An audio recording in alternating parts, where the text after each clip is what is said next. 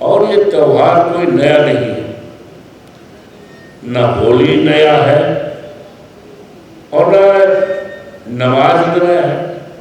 ये तो बहुत दिनों से नमाज चलता रहेगा और बहुत दिनों तक ये होली का पर्व होता रहेगा। ऐसे भी अकेजन आए कि दोनों संप्रदायों के त्यौहार एक ही दिन पड़े और उन त्योहारों को हमारे देशवासियों ने बहुत अच्छे ढंग से, बड़े सलीके ढंग से उन त्योहारों को मनाना चाहती है। अब नए ढंग से इस तरह का चर्चा करना, ये बाबा साहब भीमराव अंबेडकर का जो संविधान है और संविधान के जो प्रेमबिल में है, जिसमें धर्म के आधार पर उपासना करना और तमाम फंडामेंटल राइट्स की चर्चा है, तो उसमें कोई ऐसी बात नहीं है। ये अपने त्यौहार और इस पर किसी प्रकार का प्रतिबंध लगाना, ये संविधान की अवहेलना है, वायलेशन है। और देश आस्था से नहीं बल्कि देश संविधान से चलेगा। आज सबसे बड़ा खतरा अगर है तो हमारे संविधान पे, क्योंकि जब हिंदू राष्ट्र की चर्चा हो रही हो तो जाहिर है जब हिंदू राष्ट्र जो कभी आ नहीं सकता, तो जो बाबा साहब भीमराव अंबेडकर का हमारा संविधान है उसकी स्थिति क्या होगी। मनुस्मृत बनाया हुआ संविधान लागू करने का लोग प्रयास करेंगे, लेकिन वो किसी भी कीमत पर हिंदू राष्ट्र संभव नहीं है और किसी भी कीमत पर बाबा साहब भीमराव अंबेडकर के संविधान को बदलने की किसी की हिम्मत और नहीं होगी। अगर इस तरह का होगा तो हमारे जैसे करोड़ों लोग इस देश में सड़कों पर निकलेंगे, बाबा साहब भीमराव अंबेडकर के संविधान को बचाने के लिए निकलेंगे। बाबा साहब भीमराव अंबेडकर का संविधान कोई मूली गाजर नहीं है कि जब चाहो उसको खा लो। हमारे देश के लोग, हमारे तमाम सक्षम हैं। हमारे 21वें पैरा में चुनाव प्रक्रिया सुधार, तो और मुद्दे हमारे विद्वान बोलेंगे। हम चुनाव प्रक्रिया पर अभी हाल में हमारी सीट पर चुनाव हुआ है, मिल्कीपुर विधानसभा का, जिसकी चर्चा पूरे देश में हो रही थी। उतनी चर्चा दिल्ली के चुनाव में नहीं हो रही थी जितनी चर्चा अयोध्या जनपद की मिल्कीपुर की सीट, जो सांसद बनने पर वो खाली हुई है, उसकी चर्चा हुई। यह तो चुनाव होना चाहिए था जब उत्तर प्रदेश में 10 चुनाव हो रहे थे, उसके साथ होना चाहिए था, लेकिन साथ नहीं हुआ, अलग से हुआ और 5 फरवरी को मतदान हुआ। प्रदेश के मुख्यमंत्री योगी जी 8 बार गए, 16 मंत्री 3 महीने लगातार रहे। उनको इस बात की रिपोर्ट मिलती रही कि भारतीय जनता पार्टी की हालत बहुत खराब है, समाजवादी पार्टी बहुत ताकत में है,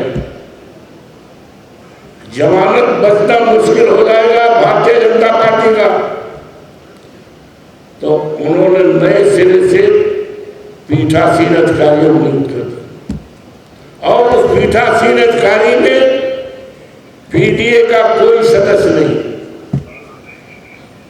ऐसे लोगों को पीठासीन अधिकारी, चुनाव का कर्मचारी बनाया जो कभी न कभी भारतीय जनता पार्टी के संगठन में रहे, इस बात का भारत के चुनाव आयोग को, उत्तर प्रदेश के चुनाव आयोग को और तमाम सरकारी अधिकारियों को बताने का काम किया, मीडिया को बताने का काम किया कई बार, और यहां तक बताया कि फला जो आपके अधिकारी बना जा रहे हैं, पीठासीन अधिकारी, ये बीजेपी के संगठन में महामंत्री रहे, अध्यक्ष रहे हैं, लेकिन हटाए नहीं।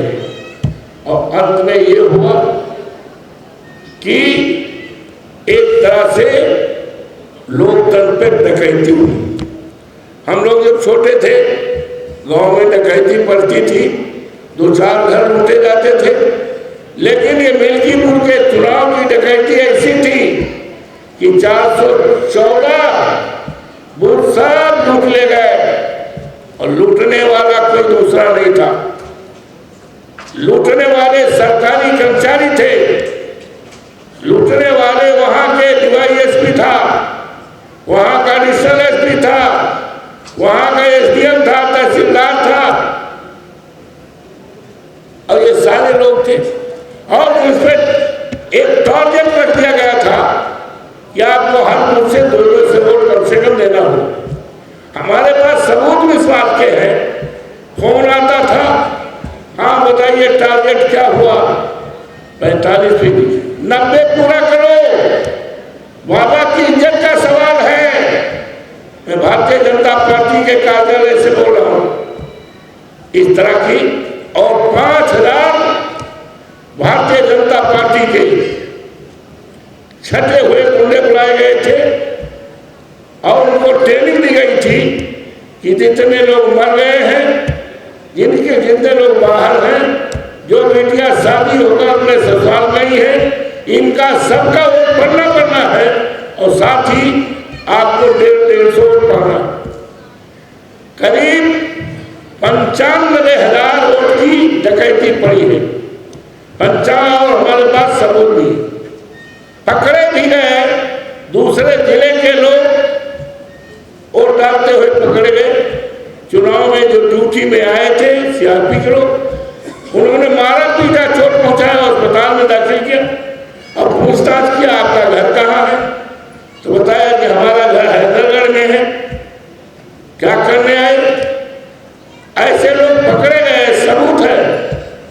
और हमने सुप्रीम कोर्ट और हाई कोर्ट के वकीलों से विदा लिया, कहा ये तो बहुत बेस्ट मामला है, ये तो चुनाव केस हो जाएगा और बड़े बड़े अधिकारी सरकारी उनके ऊपर प्रोसिक्यूशन केस भी चल जाएगा। इन्होंने इस चुनाव में देखे थे। हम बराबर, और हमारे नेता माननीय अखिलेश जी बराबर चुनाव आयोग को बताते रहे। हम चुनाव आयोग को 4 तारीख 5 तारीख को वोट करना है, 4 तारीख को हम जो वहाँ के ऑब्जर्वर गए थे चुनाव की, हमने सारी तस्वीर उनके सामने रखा, तो उन्होंने कहा नहीं ठीक है कार्रवाई करें। और जो हमने रखा वही 5 तारीख को हो रहा था। हमारे कार्यकर्ताओं को मार भगा दिया गया। आधे घंटे कमरा बंद करके सीओ, एडिशनल एसपी सब वोट दबाते रहे, और हम कहते रहे, हमारे नेता अखिलेश जी कहते रहे, लेकिन किसी प्रकार का कोई कार्रवाई नहीं हुई। तब मजबूर होकर हमारे नेता ने यहाँ तक कह दिया कि चुनाव आयोग मर चुका है, और उनको कफन भी पेश किया गया। तो आज ये हालत है। तो इस हालत को निभाने के लिए हम अपने देश के तमाम अनुसूचित जात के जो हमारे भाई हैं, तमाम जातियों ने बटा है, बाबा साहब भीमराव अम्बेडकर ने जो संविधान में सुविधा दिया है, वो सुविधा बांट के नहीं दिया कि पासी के लिए अलग, रैदास के लिए अलग, कोरी के लिए अलग, धानु के लिए अलग, धोबी के लिए अलग, ये अलग अलग व्यवस्था नहीं दी है।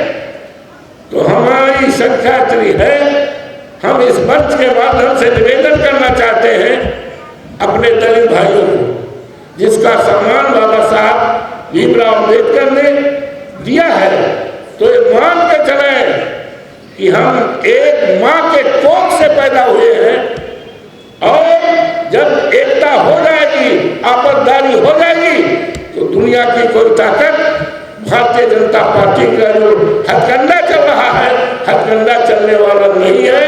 और जिस मंशा के लिए हम आप यहाँ बैठे हैं, विचार कर रहे हैं, हम अपने मंशा में पूरी तरह से सफल होंगे। इन्हीं शब्दों के साथ, क्योंकि हमें जहाज भी करना है,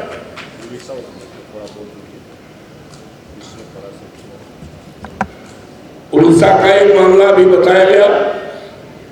हमारे एक अधिकारी हैं IAS, वो 95 बैच के हैं, 95 बैच के हैं, मोस्ट सीनियर हैं।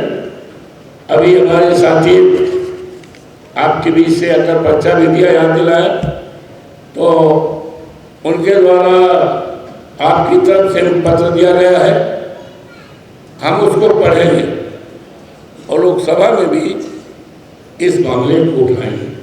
और इस तरह से तो ये तो आपने एक बताया ना, न जाने कितनी अट्रॉसिटी हो रही है, न जाने कितना उत्पीड़न हो रहा है पूरे देश में। अगर उत्पीड़न देखा जाए तो सारे मापदंडों को ताड़ कर दिया है जो भारतीय जनता पार्टी की सरकार है। और इसका केवल एक ही इलाज है, चाहे चुनाव की बात ले लो, चाहे उत्पीड़न का सवाल ले लो, चाहे आरक्षण की बात ले लो, और चाहे जातीय जनगणना की बात ले लो, एक ही उसका विकल्प है कि हम संकल्पित हो जाएं और भारतीय जनता पार्टी की सरकार को सत्ता से प्रयुक्त करें।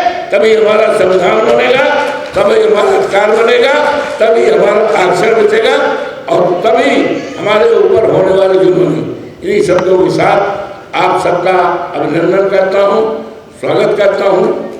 होली के त्यौहार में आप जा रहे हैं, इस त्यौहार की हार्दिक बधाई और शुभकामनाएं हमारी है कि मिल बैठ करके बहुत अच्छे ढंग से हम इस त्यौहार को संपादित करने का काम करेंगे।